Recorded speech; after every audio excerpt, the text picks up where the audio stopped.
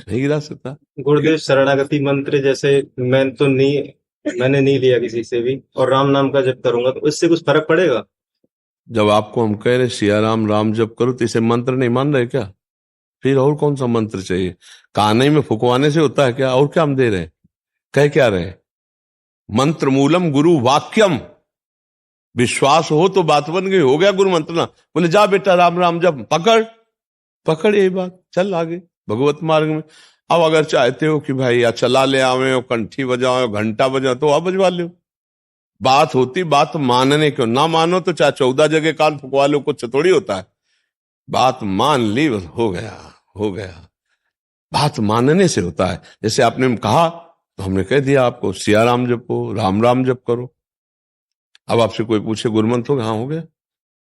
क्या गुरुमंत्र हुआ? गुरुमंत्र बताने की चीज है क्या? हो गया, हमारा गुरुमंत्र हो गया, मान लिया हमने। गुरु के मुख से शब्द निकले हो, मैंने मान लिया, बस हो गया। अब उसको तुम क्रिया रूप में चाहते हो कि हम किसी दिन आवे भाई चलाओ फल फूल लेकर के और फिर वो सब, तो वो कर लो, उसका कोई महत्व नहीं। हमारी दृष्टि में उसका कोई महत्व नहीं। देखो, हमारी बात ना मानो, कंठी बंधवा लो, तिलक लगा लो, सब कर लो, कल्याण नहीं होगा। हमारी बात मान लो, कल्याण हो जाएगा। बात मानने का चेला होता है। ये कोई सांसारिक थोड़ी कि भैया जैसे सांसारिक संबंध होते हैं ऐसे गुरु शिष्य का संबंध आज्ञा पालन से होता है। गलत नहीं करूंगा, जैसा कहोगे वैसा चलूंगा। अब आपने कह दिया अब ये नाम जप करूंगा, बस हो गई बात। बात यह है कि हमको अब महत्व कर लेना है। अरे बोले ऐसे कह दिया था सिया राम राम राम जपो, तो गुरु मंत्र तो मिला नहीं। तो कभी गुरु मंत्र मिल भी जाएगा तो लाभ नहीं मिल पाएगा, क्योंकि आपको संत वचन गुरु के वचन पर विश्वास ही नहीं हुआ। गुरु के वचन प्रतीति न जेहि, फिर स्वप्न में भी लाभ नहीं मिल। मान लिया हो गया हमारा सब कुछ। अब हम राम राम जप करेंगे, अच्छे आचरण से चलेंगे तो यही नाम आपको बल दे देगा। प्रवीण कुमार डोभाल जी। हे गुरुदेव, आपके चरणों में कोटि कोटि नमन। महाराज जी, गुरु बिनु भव निधि तरह न कोई, जो विरंचि शंकर सम होई। हे गुरुदेव, जिन व्यक्तियों को कभी वृंदावन आने व गुरु दीक्षा व सत्संग प्राप्त करने का सौभाग्य प्राप्त नहीं होता, तो महाराज जी उन व्यक्तियों को भगवान मोबाइल मोबाइल से सत्संग सुनो, भाव से गुरु मान लो, सत्संग में जो आज्ञा है वो पालन करो, भगवत प्राप्ति हो जाएगी। मानने से अला, जब माटी के द्रोणाचार्य बना करके, जबकि असंभव है। देखो, गुरुजी ने कहा राम राम बोलो, कृष्ण कृष्ण बोलो, हम जप रहे हैं, उनको गुरु मान लिया, कितना सहज सहज है। लेकिन प्रत्यंचा चढ़ा करके धनुर्विद्या में प्रकांड हो जाना, बहुत प्रवीण हो जाना, ये तो असंभव बात है ना। मिट्टी की मूर्ति गुरु की बना के, क्योंकि उसके लिए हमको हर चेष्टा का ज्ञान प्रगट में चाहिए ना, वो केवल मिट्टी की मूर्ति। लेकिन गुरु महिमा अखंड मंडलाकारम व्याप्तमेन चराचरम, तो मिट्टी में भी गुरुदेव, तो मिट्टी की मूर्ति बनाकर जब गुरुदेव सिखाया नहीं और धनुर्विद्या में प्रवीण हो गए कि गुरुदेव को भी पता नहीं, तो आप मोबाइल से किसी भी संत को गुरु मानकर उनकी आज्ञा से अगर चले तो क्या आपको भगवत प्राप्ति नहीं हो जाएगी? क्यों? आप बोलिए, किसका प्रश्न है? तो हो जाएगी कि नहीं हो जाएगी? मेरा कहना है जैसे उनने कभी ऐसा तो सर ने कभी वृंदावन ना आओ, कभी हमसे मत मिलो, लेकिन हम बोल रहे हैं राधा राधा जपो। अब ये अगर अमेरिका में तुम्हें सुनाई दे राधा राधा जपने लगो और हमारी आज्ञा से चलने लगो, पराई माता बहनों की तरफ व्यभिचार दृष्टि मत रखो, मांस मदिरा मत पियो, सात्विक वृत्ति से रहो, वहीं भगवत प्राप्ति हो जाएगी। अमेरिका में वृंदावन मिल। राधे राधे राधे राधे। महाराज जी, महाराज जी, मेरा सवाल है कि कुछ लोग दीक्षा नामदान गुरुजी से प्राप्त करने के पश्चात भी लोग गलत कार्य या लोगों का दिल दुखाने का काम करते हैं, जिसमें उनके गुरुजी की भी निंदा होती है। महाराज जी, ऐसे में आप जो अज्ञानी जीव हैं, केवल कान फुकवा लिए, उसको थोड़ी चेला कहते हैं। चेला तो होता है मन क्रम वचन त्रिशुद्ध सकल मत हम श्री हित हरिवंश उपासी, जो मन से वचन से कर्म से गुरु का हो जाए उसे चेला कहते। मन से वही सोचेगा जो गुरु जी ने कहा है अनुकूल, तन से वही क्रिया करेगा जिससे गुरु की निंदा न हो, वाणी से वही बोलेगा जिससे दूसरों को सुख हो, तब तो चेला। मन मिले तो चेला, नहीं तो फिर जगत का सब मेल ही है। केवल कंठी बंधवा लेने से थोड़ी चेला हो जाता है। मान लो जैसे ये कंठी नहीं बांधे, ये तिलक नहीं लगाए और ये मन वचन कर्म से हमारी बात मान रहे, तो हमारे पक्के चेला हैं, हमारे पक्के मित्र हैं। अब हमारे कंठी तिलक बांधे हुए बात एक को नहीं मान रहा है, तो बिल्कुल हमारा त्रिकाल में हमारा नहीं है। बात समझ रहे ना।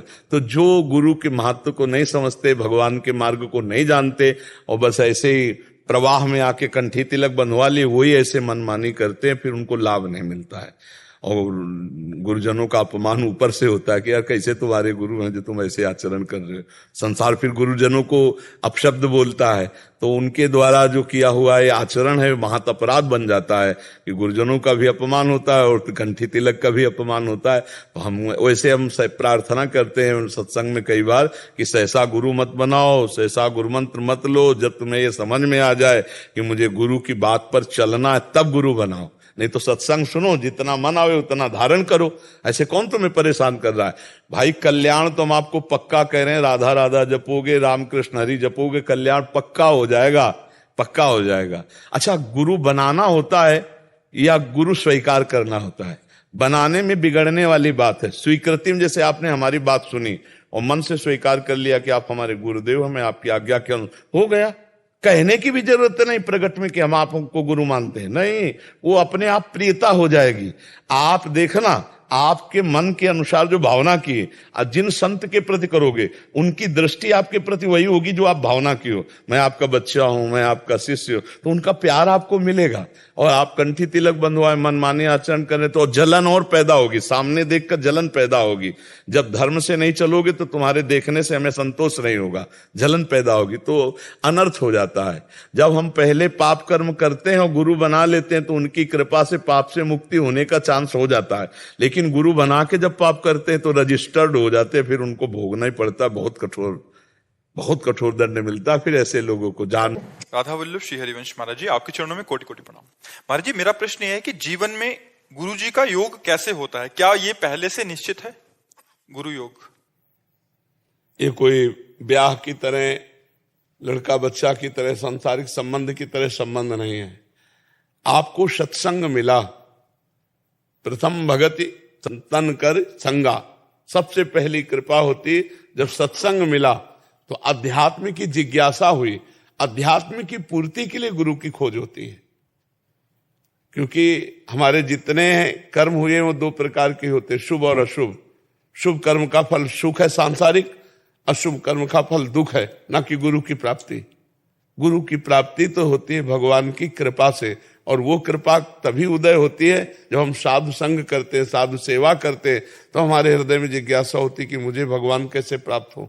तो फिर गुरु का वरण करके हम भगवान के मार्ग में चलते। तो गुरु कहाँ मिले, कैसे मिले? तो हम भगवान से प्रार्थना करते हैं तो भगवान ही गुरु रूप से मिलते हैं।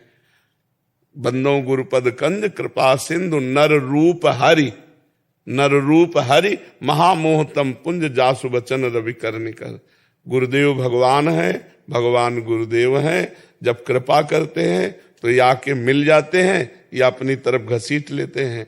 और बिना गुरु के ब्रह्म प्राप्ति, भगवत प्राप्ति, ब्रह्म बोधि असंभव है, असंभव। नाम जब साधना का फल है, गुरु की प्राप्ति, गुरु की कृपा का फल है भगवान की प्राप्ति। पर जी व्यवहारिक दृष्टिकोण से देखा तो तत्काल प्रभाव से गुरु दीक्षा लेनी चाहिए?